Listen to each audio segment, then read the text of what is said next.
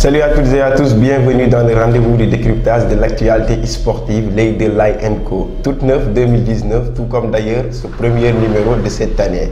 Alors, monsieur l'expert, quoi de neuf Toumani? Salam alaikum chers internautes, salam alaikum yéen ñi di ñu safoo di ñu seetaan seen site internet Chronique TV, chronique.sn ñu ñëwaat fii tey ci seen beneen numéro l'œil de Lai & Co, seen émission sportive bu ñu leen di jox chaque altine bu jot ñu ñëwaat tey seen premier numéro de l'année muy atum 2019 Abdoulaye.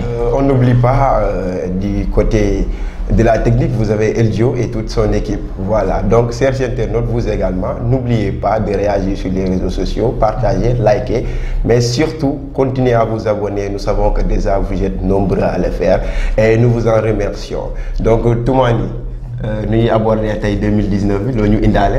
waaw 2019 bi xanaa di ñaanal ñëpp jàmm di wax ñëpp comme nuñ ko comme nuñ koy waxee rek temps xale bonne et heureuse année yal na yàlla def at bi mu doon atum naataange. yàlla ubbi si xéwal yi faj aajo yi mën-mën yi may ñu surtout wér-gu-yaram xam nga ñu mu may ñu kàttan boo xam ne nii lépp loo xam ne mbébét nañ ko rek yàlla may ñu egg si ak jàmm. 2019 tamit mu doon atum boo xam ne nii atum sport lay doon.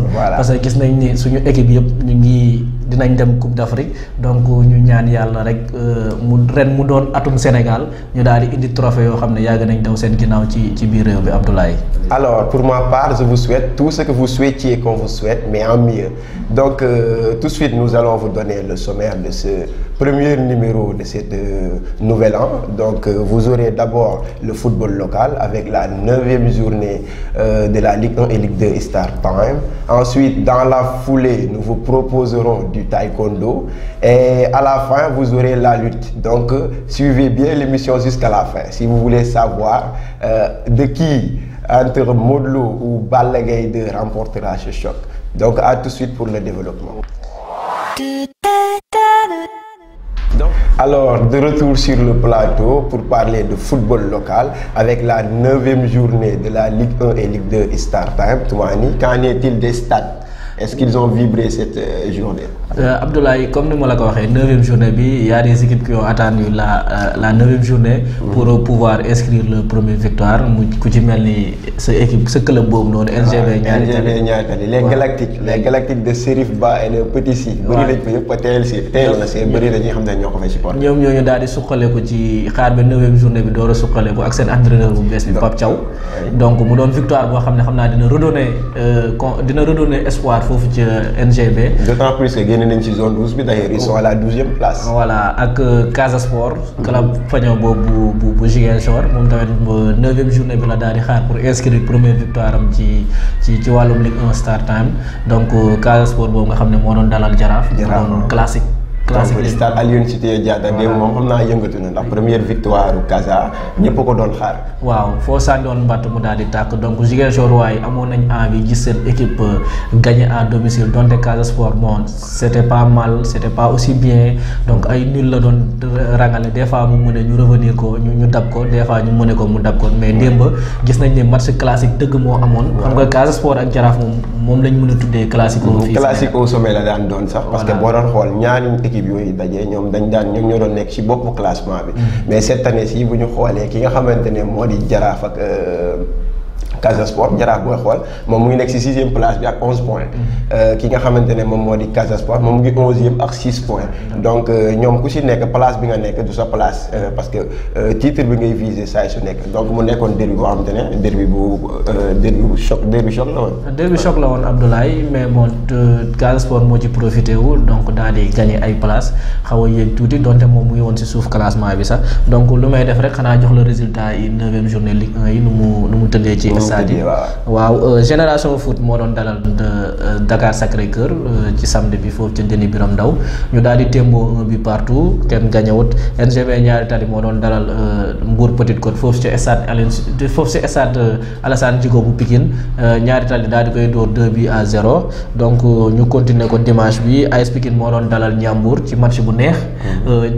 ñu xool match bi ba ci fin temps bi 89e minute la Ndiambour daal di dugal 92e minute Ñaari Tali daal di dëggal AS Pikine daal di égaliser. on précise que Ndiambour moom nga xam te ne récemment rek la changé coach te mu ngi def ay résultats yu baax ndax boo xoolee ba mu recevoir Génération Foot def nañu 3-3 te si biir 3-3 boobu sax am na benn bii buñ ci inscrire bii bu extraordinaire si 8e journée bi la amee woon te di ko fàttali rek 8e journée bi ça a été prolifique en but booy xool 24 bi moom moo ci dugg te amoon na benn match bu ñu reporté kon ñu jàppale ne li nga xam te ne moom moo di championnat bi dañ ko tëjee si année civile 2018 bi ak but yu bëree bëri waaw te noonu di souhaité tamit mu noonu loo xam te ne luy wéy lay doon. Ablaye comme ni ma la ko waxee rek championnat bi dafa am niveau. joueurs yaa ngi fii gars yi ngi def liggéey bu am solo donc nañ leen suivre di leen bàyyi xel surtout ça am na solo donc ñu continuer rek Casa Sport moo doon dalal Jaraaf bu Dakar foofu ci stade Aline Sitoé Diatta. Casa Sport daal di koy dóor 1-0. Linguère bu Saint-Louis moo doon dalal Sonacos foofu ci stade Mawade Wade bu Saint-Louis ñu daal di témboo 1 partout. US Gorée moo doon dalal AS Douane daal di koy dóor 1-0 foofu ci stade Amadou Barry bu Guédiawaye. ñu tëjee ko ak stade de Mbour foofu ci stade Caroline Faye moo doon dalal Teungueth FC daal di koy fekki dóor ko dóor yu métti 4-1 mu doon opération bu am solo ci wàllum Rufisquois yooyu ñu gis ne ñoom ñoo nekk ci bopp classement bi Abdoulaye loolu moo fi rusé woon comme wàllum résultat ci 9e journée Ligue 1 Star Time bi. donc mu ngi mel ni kon 7 rencontres la woon 15 bi moo jot a dugg ci championnat bi ñu xeeb ko lool mais nag bu ñuy wax ci côté spectacle ak production de jeu qualité de jeu mais dëgg on a été bien servi parce que moo xam stade yi nga mën a dem yëpp si li nga xam te ne moo di Ligue 1 Star Time bi tey football jeu bu ñuy produire jeu de haut niveau la te di ñaan loolu tam mu nekk loo xamante ni lu wéy lay doon donc ñu jàll si li nga xam te ne moo di résultat Ligue 2 yi. waaw Ligue 2 bi tamit ñoom it amal nañ seen 9e journée bi donc ñu débuté ko samedi 5 FC Amitié moo doon dalal Yego FC Amitié daal di koy dóor 3-1 US Ouakam moo doon dalal Jambar Ouakam daal di koy dóor 3-2 mu doon 2e victoire d'affilée bu Ouakam waa yooyu noonu. waaw Uzo waaw Jamono bu Fatick moo doon dalal Ectix bu Mboro Jamono daal di koy dóor 2-1 foofu ci stade Masseng Seng bu Fatick. Kër Madior moo doon dalal Africa Promo Foot ci stade Aline Sitoé ci stade Caroline Faye bu Mbour Kër Madior Africa Promo daal di koy dóor 1-0 ñu continuer ko ci dimanche bi Renaissance bu Dakar moo doon dalal EJ Fatick fekk si ko dóor ko 3-0 Port Autonome bu Dakar moo doon dalal Duc foofu ca toujours ci stade Amadou Barry Duc daal di koy dóor 3-1 donc 9e journée bi dinañ ko tëj tey ak Seneps Excellence bu nar a dalal Guédiawaye football club pro lundi tey su 16h jotee foofu ci stade Caroline Faye bu Mbour incha allah Abdoulaye. Merci Toumani donc avant de boucler la Ligue 1 et Ligue 2 Star Time, nous comptons présenter nos condoléances au football sénégalais suite à la disparition de Karim Séga Diouf Toumani. waaw Abdoulaye di feddali suñu njaal ci famille Karim Séga Diouf ci famille football sénégalaise Karim Séga Diouf doonoon fi entraîneur équipe nationale olympique entraîneur fi tamit ay club yu bëri lu ci mel ni club bu mel ni Douane entraîneur fi Ndiambour bu Louga foog naa moom mooy dernier club am. Karim Séga Diouf boobu moo yoroon équipe nationale olympique. en 2012 ci JO yooyu amoon ca Londres. daanaka sax moom moo révélé. on se rappelle de cette belle épopée. voilà moom ak Aliou Cissé. voilà moom moo révélé sax Aliou Cissé au grand public sénégalais. Aliou Cissé moom la ñuy mettre en devant. mais moo yoroon ñi nga xamante ne ñoo di olympique yi. voilà moo nekkoon coach titulaire bi. ñu bëri dañoo foogoon Aliou Cissé la mais oyofam ak ëmbalam bëggoon na Aliou Cissé nit ñi xam ko moo taxoon moom da doon toog ci banc bi Aliou Cissé lañ doon gis muy jóg di joxe conseil. donc Karim Séga Diouf boobu noonu moom moo ñu indil moom moo révélé presque les actuelles vedettes de l'équipe nationale. effectivement ku ci mel ni Moussa Konaté boobu ngay wax. Sadio Mané les Karam Mbodj les Pape Ndiaye Soirée et autres donc mu def liggéey bu am solo ci football sénégalais bi donc démb la wuy ji suñu borom di koy ñaanal yàlla xaare ko ci àjjana yu gën a kawe yi yàlla jégal ko ay bakkaaram teg loxoom ci njaboot gu mu fi bàyyi Abdoulaye. waaw jërëjëf Toumani donc nous allons observer tout d'abord une courte pause ensuite nous reviendrons. dellusiwaat nañ seen plateau L'Oeil de Laye & Co donc comme ni ma leen ko waxee ñun yemuñu dong ci championnat local bi ci Ligue 1 Start Time bi wala Ligue 2 Start Time bi déployé nañ suñu équipe L'Oeil de Laye & Co ñu demoon ba diwaanu Saint-Louis dem xoolal la ñu fa dafa amoon ci wàllum nawetaan Abdoulaye ak Eljo demoon nañ foofu noonu assister benn final bu ñu parrainé woon benn ministre fii di Abdoulaye. Effectivement Mary Teuw Niane la donc comme ni nga ko waxee rek on ne peut pas parler de football local sans parler de nawetaan voilà d'ailleurs sax moom moo gën a populaire bu ñuy xool donc ci loolu rek moom moo taxoon def nañ déplacement dem fi nga xamante ne moo di Saint-Louis présenter leen final zone 6 bi mu nekk final boo xamante ne comme d'ailleurs suñu correspondant ni mu leen koy ñëw préciser les ci kanam mu nekk zone boo xamante ne c'est l'une des zones les plus populaires de Saint-Louis te vu envergure événement bi moo tax ñu choisir une personnalité de taille à la personne de Mary Teuw Niane mu nekkoon ministre de l'enseignement supérieur de la recherche et de l'innovation mu nekk koo xamante ne itam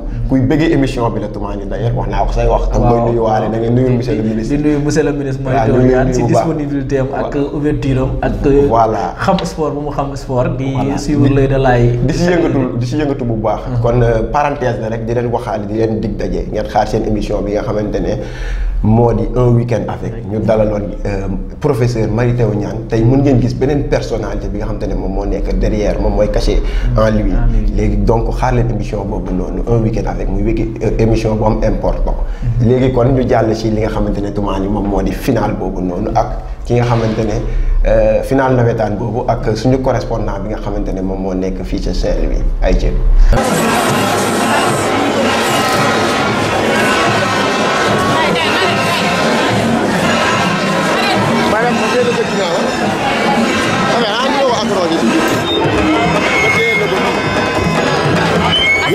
Le ministre de l'enseignement supérieur, la prochaine de Saint-Louis est là, avec le grand coordinateur M. Kalbi Diallo.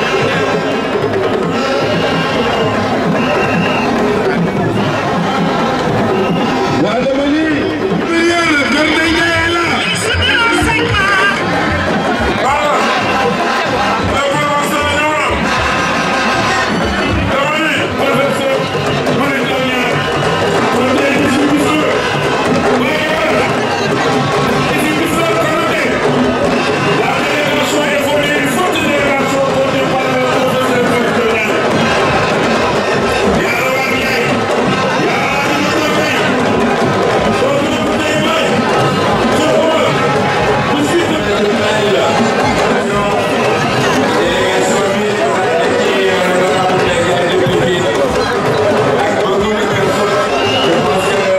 donc mbokk yi comme ni leen ko diggee woon rek tey ñëw nañu fi nga xamante ne moo di Saint-Louis zone 6 assisté final bi nga xamante ne ASC Pékin la ak ASC Leer gi tey benn supporter Leer gi moo nekk nii lan ngay wax waa Pékin. waa Pékin naa leen match bi yomb tamit naa leen am premier mi-temps moom premier mi-temps si noonu lépp di leer naa ñu premier mi-temps moom dinañ jël score bu mat sëkk. ñaata ngeen leen di dóor. premier mi-temps naa leen dóor 3. 3-0. waaw leer naa ñu. kon Assane yaa ko déggandoo.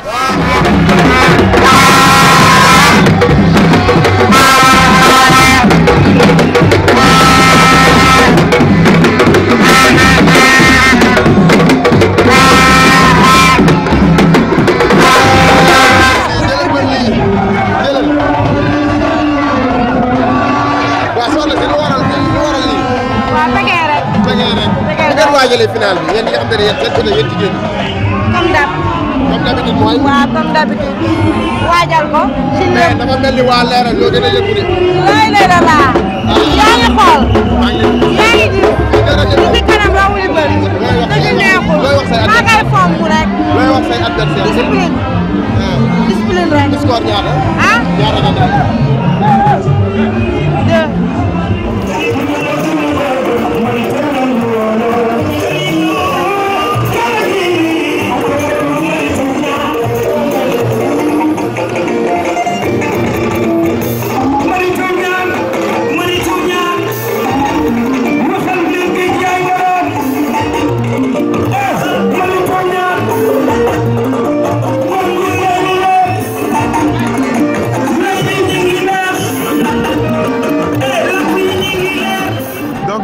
salaamaaleykum mbokk yi salaamaaleykum chers internautes salaamaaleykum yéen ñi nga xamante ne yéen ay suñuy chers abonnés tey comme ni ñu leen ko diggee woon ñëw nañu fi nga xamante ne moo di Saint-Louis fas yéene leen montré li nga xamante ne moom moo di nawetaan bi tey ñëw nañu fi nga zone bi nga xamante ne mooy zone 6 bu Saint-Louis ñu xam ne zone bu populaire la donc tey ma à mes côtés am nga ki nga xamante ne moo di Maguette Diop tey mu fas yéene ñu présenté ñi nga xamante ne équipe yi finaalu tey Maguette Diop Maguette nuyu nañ la. Laye ñu ngi lay fay d'abord di leen souhaiter la bienvenue à la vieille ville la ville tricentenaire de Saint-Louis ni nga ko waxee nag vous êtes bien là à la zone numéro 6 la zone la plus populaire de l'ODCAV de Saint-Louis. voilà muy zone bi nga xam ni moo nekk ci Pikine bi.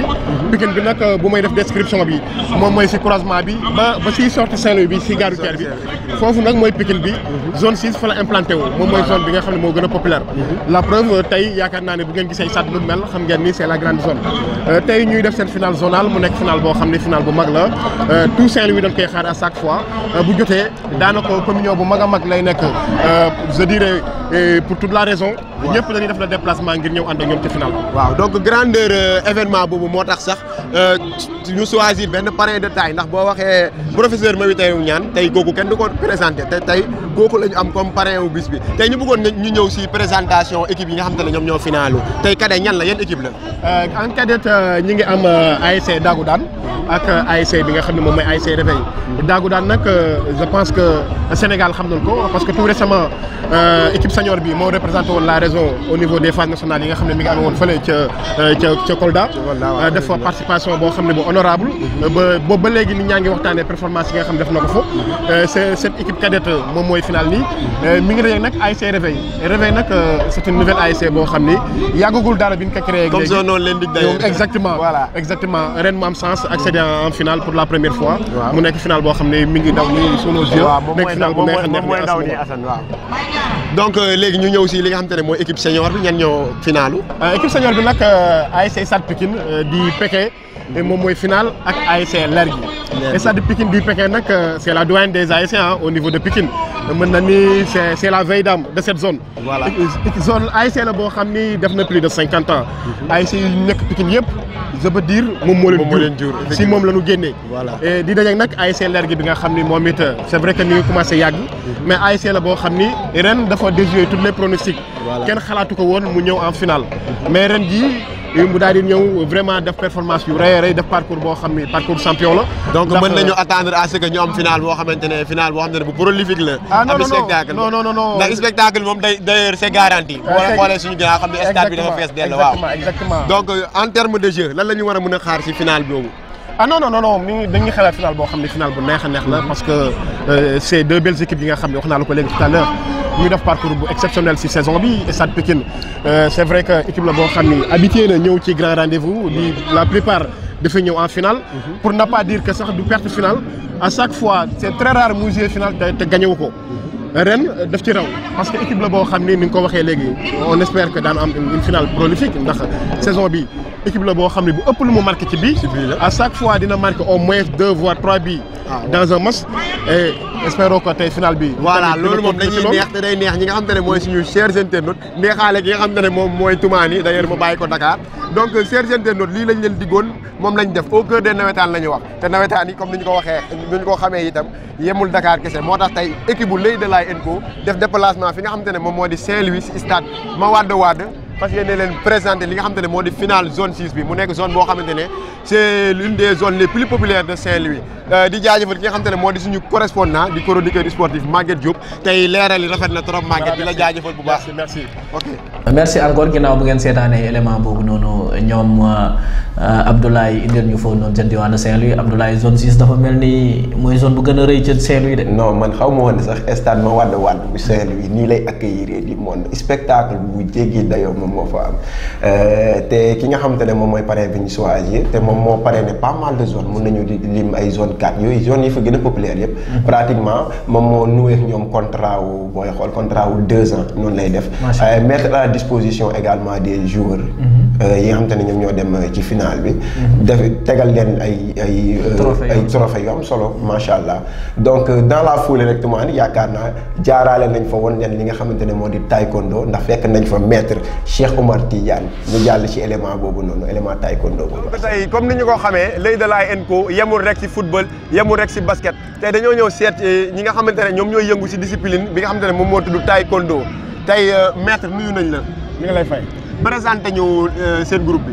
voilà donc man Cheikh Omar Tidiane laa tudd. waaw donc ñu gën ma xamee ci Basba.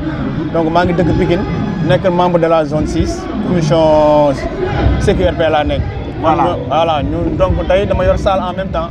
dama doon yëngu ci football nekkoon jour en même temps defaale art martial. à un certain moment ma arrêté football bi concentré wu ci art martial bi quoi. donc tey bu ñu ñëwee def final nii. dañoo ñëwoon juste pour indi benn touche rek pour rafetal taaral bis bi voilà donc sport la ñu waxte sport ñoom ñëpp la englobé. tey ban kii nga ñu mën a defar ban analyse nga ñu mën a defar par rapport ak li nga xam te ne mooy taekwondo fii nga xam te ne moo di Sénégal. voilà donc taekwondo Sénégal fii am na renommée boo xam ni renommée bu extraordinaire la parce que boo xoolee au niveau national dañuy def ay résultats au niveau international aussi ñoo ngi def ay résultats donc nous on est venu au nom de la Ligue de Saint-Louis quoi donc pour wane tey li ñu jot a jàng ak li ñu jot a développé ci salle yi pour wane ko tuuti rek. moo ak est-ce que am na ñuy compétir fii. effectivement am na ay combattants yi nekk ci ginnaaw d'ailleurs demoon nañu championnat Sénégal. am ñoo xam ñu ngi leen éliminé quart de finale. ñu ngi leen éliminé quart de finale. voilà instant yi amagul compétition yi ngeen nekk. donc ñu ngi préparé journée yi. dañuy compétir au niveau régional. après ñu xool les meilleurs on va les amener au niveau national quoi. léegi yow tey ban message ngay lancé ñi nga xam te ne ñoom ñoo yëngu si art martial ñi nga xam te ne ñoo nekk si taekwondo. waaw juste di wax rek. sport la comme yeneen sport yi. comme basket judo et cetera. parce que ni ma la ko waxee woon tout à l'heure. art martial lu tax man mu neex ma. dafa nekk loo xam ne day yar. au delà aspect sportif bi nga xam te ne moom moo ci nekk tey. ñi nga xam te ne ñoo ciy yëngu. dañoo am réputation boo xam ne ñu yaru la ñuy doon. tey lan moo waral loolu. waaw bon boo xoolee art martial c'est juste presque c'est militaire te boo waxee militaire wax soldat rek c'est la discipline quoi. donc ñun on est des civils militarisés quoi. donc ay militaires lañu mais ay militaires yoo xam ne ay civils lañu quoi. donc boo xoolee discipline beeg comportement bi plus benn parole rek la ñuy demee li maître wax rek ñëpp ci loolu la ñuy topp. loolu mooy yar gi daal. waaw donc comme ni ngeen ko xamee jëfe ndigal dafa baax trop. léegi maître ñu may ñu quelques démonstrations rek. bu ko defee ngeen may ko mbokk yi daal lañ ko may fii léegi. fii nii léegi ñu ñooy dugg léegi lay def démonstration. ah yéenay def démonstration. waaw kon dañu fekkante ci ginnaaw. incha allah ok jaajëfal naa leen ah. waa nuyoo leen ak gars yi. bëgg na leen bu baax a baax. jaajëf waay. Abdoulaye ginnaaw bu ñu seetaanee élément bi gis naa ni nga poser maître benn question daanaka revenir na si sax. question boo xam ne nii presque ñëpp ñoo koy wax te ñëpp ñoo ci am seetlu. man ñoom lu ma gën a neex ci ñoom mooy discipline bi. am na sax ñu lay naan tumaani. da nga wax lu am solo dafa am ñu lay naan boo bëggee sa doom yaru na dugg daara wala nga dugal ko art martial kon nga xam ne loolu lu am solo la. au delà aspect sportif bi mais éducation bi nga xamante ne moom la ñuy def si moom day nekk koo xamante ne macha allah ku ñuy diggal muy def lay doon parce que comme ni ma ko waaj ni ma ko préciser d'ailleurs Cheikh Omar Tidiane di ko nuyu di nuyuwaale xale yi nga xamante ne moom moo leen yor nekk si Saalum ñëpp nekk fa nga xamante ne moom moo di Saint-Louis comme ni ma ko préciser ñoom comme service ñoom ay militaires civils la ñu xool voilà ñoom ordre la ñu xam exécuté boo dajee ak sa maître sa si yoon bi même bu nekkul si dojo bi damay gis dañ koy nuyu avec une discipline ak benn caractère boo xam ne ni macha allah donc loolu am na solo discipline yooyu daal soxla nañ ko ci réew parce que instant yi moom lu ñuy gis moom dafa jéggi dayoo trop Abdoulaye waaye esprit sain corps sain la ñu wax donc Toumane je crois on va observer une courte pause histoire de souffler un peu ensuite on revient sur le plateau pour parler de lutte Toumane parce que instant yi moom dafa mel ne ñëpp a ngi xaar derby bi ñëpp di xaar voilà le 13 acte 2 acte 2 waaw Toumane 2 la wala 1-1 dinañ ci xam ci kanam. Voilà de retour sur le plateau de L'Oeil de Laye & Co voilà muy seen émission bi nga xamante ne moom mooy daw si Chronique TV comme Toumane ni mu leen ko waxee woon rek ci 2019 bi na ngeen ñu xaar bu baax a baax ak yeneen émission yu am solo comme noo ko mënee dina dellu si tey dinañu seet ci ñi nga xamante ne ñoom ñooy commerçant yeeg jaaykat yeeg ñëpp ñi nga xamante ne tey am nañu activité économique te tey yéen jege si bu baax a baax ñëw leen ñu ngi si promotion approché leen li nga xamante ne moo di service commercial bi numéro bi d'ailleurs dina affiché aussi écran bi léegi nag Toumane bu ko defee ñu wax si li nga xamante ne moom moo di làmb Toumane instant yi kenn mënatul téye sa bopp. yii Abdoulaye fu mu toll nii moom débat yi boo demee ci marché yi dem ci grand place yi ñëpp moom la ñuy waxtaanee muy acte 2 Modou Lo Balla Gaye keroog lañ daal di def seen dernière face à face foofu noonu ca benn hôtel bu nekk ci place bi. donc ñoom ñaar ñëpp ñu yëngalaat bu baax coow li jógoon na dënn yi jógoon nañ mais bon lépp ñu def ko ci dans le cadre de la sportivité que le meilleur gagne. donc Modou Lo ndax day jël revanche am ci Balla Gaye 2 wala Balla Gaye nee na ko 2-0 lay doon Abdoulaye en tout cas du doon combat boo xam ne ni bu yomb lay doon. te yàllaa ko dogalee loolu nag ndax booy xool monde bi si monde dualisme lañ nekk. dañu naan lu baax lu bon. waaw ne Real Barça. waaw Messi Ronaldo. Messi Ronaldinho loo gis ñaar la yàlla nag tey moom moo dogal li nga xam te ne moo di làmb da ngay féete si Modou Lo wala nga féete si Balla Gaye. waaw man nag man féete woo fenn nag. waaw ñuy rappeler rek. voilà ñuy rappeler rek ñoom jot nañ bëre ci atum 2006. diggante boobu beaucoup de choses ont changé Modou Lo màgg na ci diggante bi. 2010. voilà 2010 la woon ah. voilà 2010 8 ans 9 ans après ci diggante bi Modou Lo màgg na ci am na ci doole am na ci expérience. ci diggante bi Balla Gaye màgg na ci nekk na fi roi des arènes ñëwaat. am ci nekk ci gàddaay voilà nekk ci ay tolof ñëwaat. parce que Balla Gaye ñaari période la quoi. avant et après gàddaay. voilà bu mu dellu see gàddaay gis nañ ko daaw mu am combat ak Gris Bordeaux. ñu daal di bëre presque 40 minutes kenn mënul daan sa morom ñu jox Balla Gaye victoire ci décision arbitrale. Modou Lo jot na fee bëre ku mel ni Eumeu Sène ci diggante bi jël bëre na fee ak Lac de Guiers 2 bëre na fee ak Bombardier bëre na fee ak Gris Bordeaux donc ñoom ñaar ñëpp ñu xam ne màgg nañ ci diggante bi am nañ expérience donc du doon combat boo xam ne ni. yow tey boo doon sel bi dafa am benn mot bu bees quoi. xam nga ñun ay kii lañu dañuy créer ay mots ay néologistes lañu. tey dafa am beneen mot bu bees bu génne mooy sel bi mooy da ngay présager da ngay prédire ki nga xamante ne moom mooy gagné du sel bi nag sel bi la. sel bi léegi da ngay présager ki nga xamante ne jàpp nga ne moom mooy gagné ci combat bi. waaw waxoon Gisaane Gisaane voilà. Gisaane non combat bi daal ku la gën a pare physiquement. te ñoom ñaar ñëpp keroog bu ma leen gisee. ku ci nekk indi na état de forme macha allah. donc Balla Gaye gis nañ ko liggéey na ak doole Modou Lo moom xam nga ko. donc daal gis naa ne bu ñu nee club bu arbitre sifflé bu ñu dajee rek jël la dinaa. bu yàggee koy daan. bu yàggee ci faveur Modou Lo la parce que Modou Lo da lay yóbbu endurance bu ñu xoolee combat am yëpp yu mu bëree moom yàgg na bëree endurance. lan mooy sensu Balla Gaye tey ci combat bi. donc Balla Gaye comme nañ ko xamee rek arbitre ne piip mu dox ci kaw Modou Lo moom noonu lañ ko xamee noonu la mës a bëree arbitre piip mu dox ci kaw Modou Lo waaw lu mu am jël. mais léegi tey bu attaqué 2 minutes à 3 daanu lan nga gis ci combat boobu noonu. dinaa gis ne donc Balla Gaye dina mettre doute ci boppu supporter am yi. waaw voilà donc di leen jox rendez-vous incha allah le 13 dimanche. mu nekk làmb boo xamante ne bien que nee nañu duñ ko diffuser. mais Abdoulaye balaa foofu noonu sax keroog ci diine bi donc gis nañ le grand Mike Tyson. moom ak Yékini ancien roi des arènes. ñu ñëwoon ñu defoon leen invité d'honneur donc Tyson am message bu important bu mu jàllale foofu noonu comme ni ñu ko xamee rek. xam nga dafa mën a wax. macha allah le leader de la génération bul faale. mu am message bu mu fa jàllale. nee na ñaari mbër yi nañ ko bëree ci fair play ndam li du génn Sénégal Abdoulaye.